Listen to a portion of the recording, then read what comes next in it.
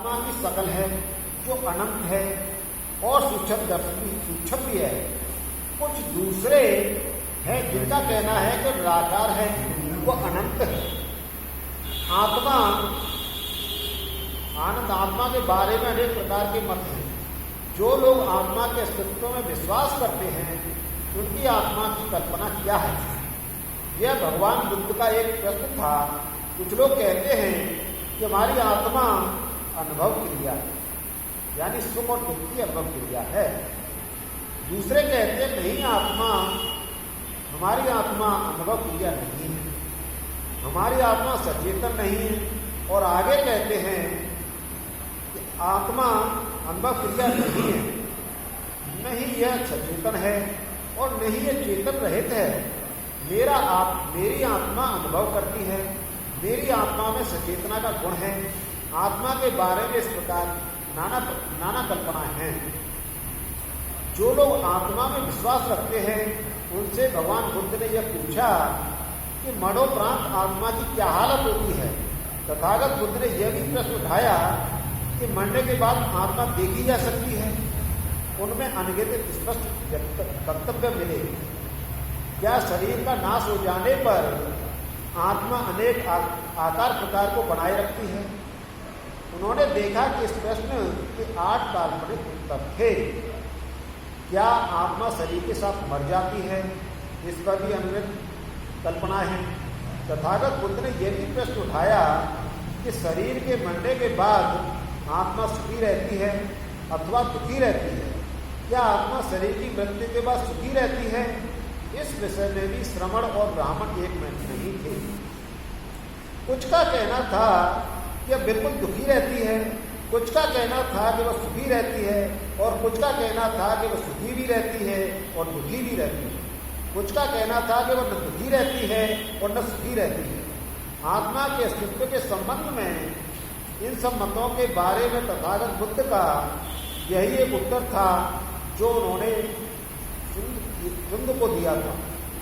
चुंद को उन्होंने कहा था कि हे चुंद, जो श्रमण या ब्राह्मण इन मतों में किसी भी एक मत में विश्वास रखते हैं और उसका पालन करते हैं, मैं उनके पास जाता हूं और पूछता हूं, मित्र क्या यह मत ठीक है? यदि वे उत्तर देते हाँ यही मत ठीक है, शेष सब निरर्थक है, तो मैं उन्हें इस दावे को नहीं मानता। ऐसा क्यों है? क्योंकि इस विषय में लोगों के विभिन्न मत हैं। मैंने उन्हें किसी भी मत को अपने मत के बराबर के स्तर का नहीं समझता। शेष मानने की बातें भी नहीं उठती। अब अधिक महत्वपूर्ण प्रश्न यह है कि आत्मा के सिद्धांत के विरुद्ध भगवान बुद्ध के क्या तर्क थे? भगवान बुद्ध ने आत्मा के न होने के पक्ष में जो सामान्य तर्क दिए हैं वे ही उन्होंने परमात्मा के अस्तित्व के विरोध में दिए हैं। उनका तर्क था कि आत्मा के अस्तित्व के बारे में उतनी ही व्यर्थ और अनुपयोगी है जितनी परमात्मा की चर्चा। उनका तर्क था कि आत्मा के अस्तित्व में विश्वास करना समृद्ध दृष्टि के विकास में उतना ही बाधक है जितना परमात्मा के अस्तित्व में विश्वास करना। उनका तर्क था कि आत्मा के अस्तित्व में विश्वास भी उतना ही विश्वास का आधार है जितना परमात्मा के विश्वास। यथार्थ में उनकी सम्मति में आत्मा के अस्तित्व में विश्वास करना परमात्मा में विश्वास करने की अपेक्षा और भी अतिरिक्त खतरनाक है, क्योंकि यह न केवल कोई वर्ग को जन्म देता है, नहीं यह केवल अंधविश्वास का मूल है, बल्कि आदमी के जन्म से मरण तक तो उसके समस्त जीवन पर पुरोहित वर्ग का नियंत्रण स्थापित कर देता है।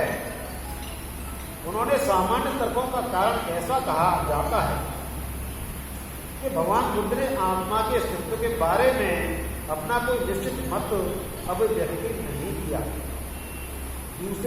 कुछ दूसरे लोगों का कहना है कि उन्होंने आत्मा के अस्तित्व के सिद्धांत का खंडन नहीं किया।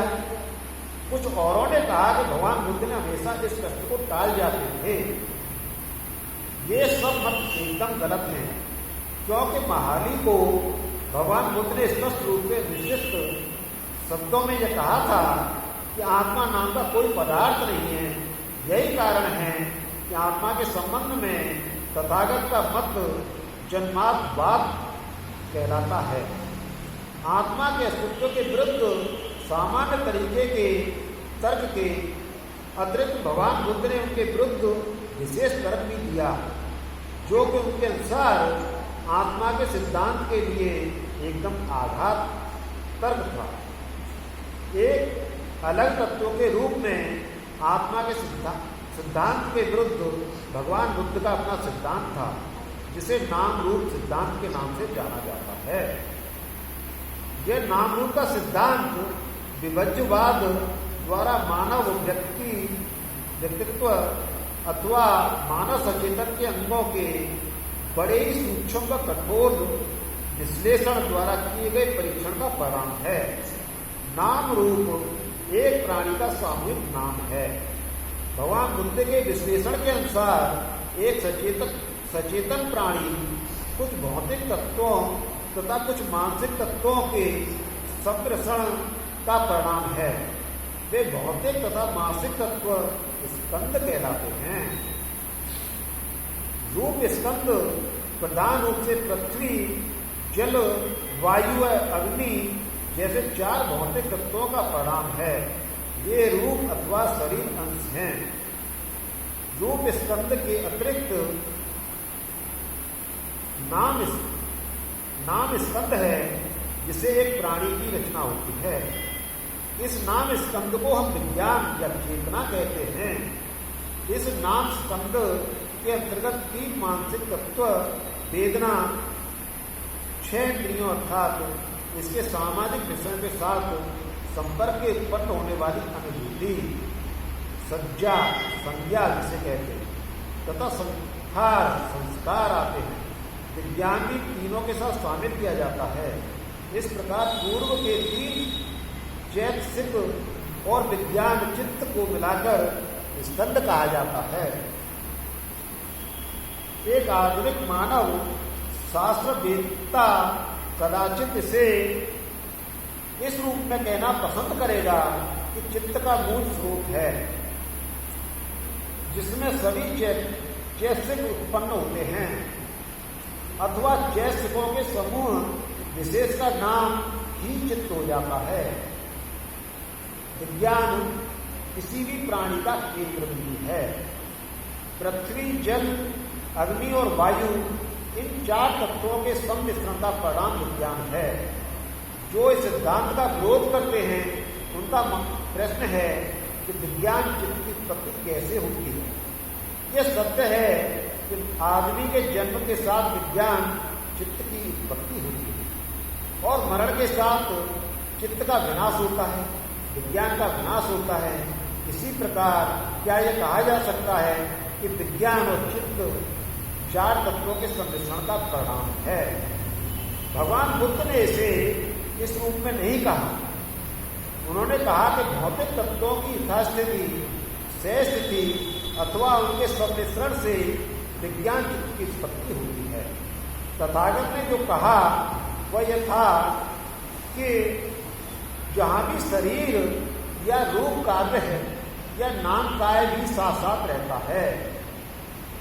विज्ञान से मान लें, जहां जहां विद्युत क्षेत्र होता है वहां वहां आकर्षक क्षेत्र किस प्रकार उत्पन्न होता है या किस प्रकार अस्तित्व में आता है।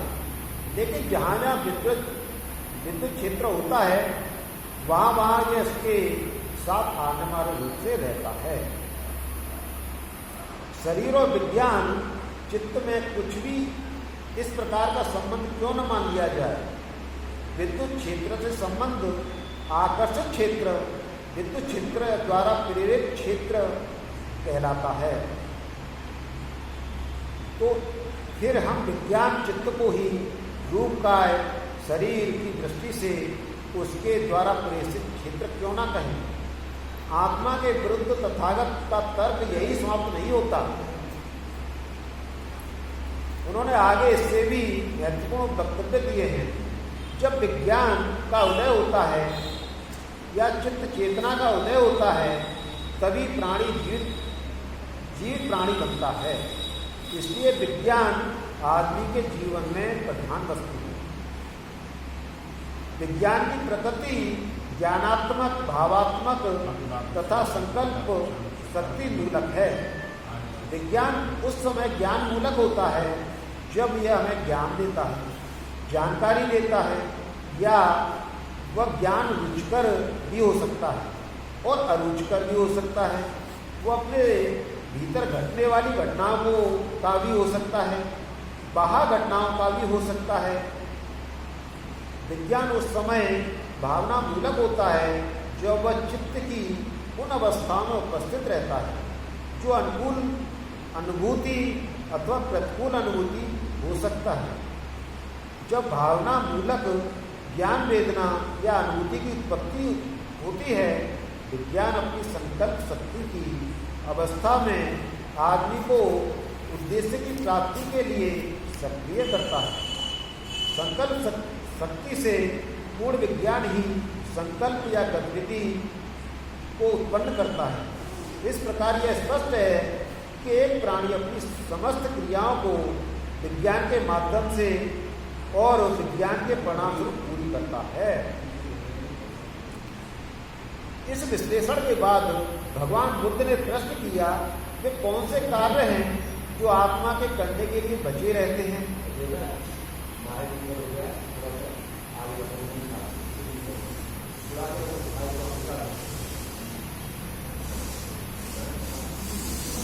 इस प्रकार यह स्पष्ट होता है कि एक प्राणी अपनी समस्त क्रियाओं को विज्ञान के माध्यम से और विज्ञान के परिणाम स्वरूप पूरी करता है। इस विश्लेषण के बाद भगवान बुद्ध ने प्रश्न किया कि कौन से कार्य हैं जो आत्मा के करने के लिए बचे रहते हैं। आत्मा के जो कार्य माने जाते हैं वे सब तो विज्ञान या चित्त द्वारा किए जाते हैं। जिस प्रकार कुछ कार्य ही नहीं, ऐसी आत्मा का होना एक विसंगति है। इस प्रकार भगवान बुद्ध ने आत्मा का अस्तित्व स्वीकार कर दिया। यही कारण है कि आत्मा का अस्तित्व स्वीकार करना धर्म का हिस्सा नहीं हो सकता।